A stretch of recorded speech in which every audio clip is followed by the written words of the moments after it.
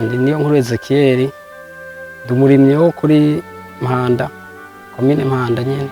Imvura muri iyi minsi irikiragwa mugabo ntishemeye cyane nkuko yahora, kuko muri uku kwezi ntiguye cyane, kuko mu kwezi guheze yaragwa igashimika. Mugabo ubu irikiragwa, urabona ko haciye indwi zibiri uruzuba ari rwinshi cyane.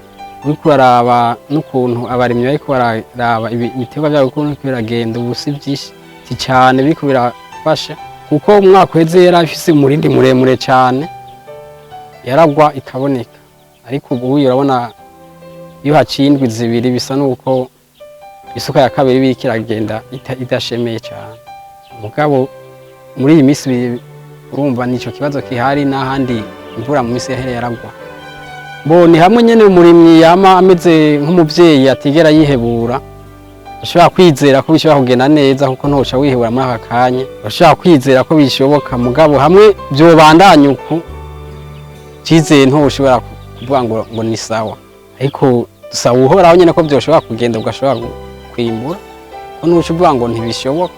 Umurindiriye kuko irashobora kugwa nko mu minsi iri imbere, ugasanga turabandanije.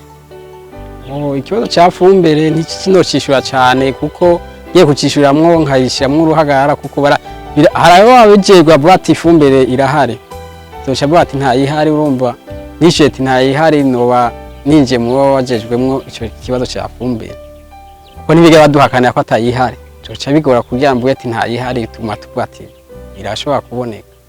Mu mirima urumva urashobora kuronka duke ushobora gukoresha muri nyamisi, mugabo kubera nyine haba hinje muri ico kizuba, urumva urashobora kuvuga ati ngira nsubire ntere yindi sezigira kabiri, ugasanga uracecerewe kuyironka, ntahandi sinovuga ngo ntayiboneka, ko n'ubu baguma twizeza guhera ku babijewe ko dushobora kuronka ifumbire.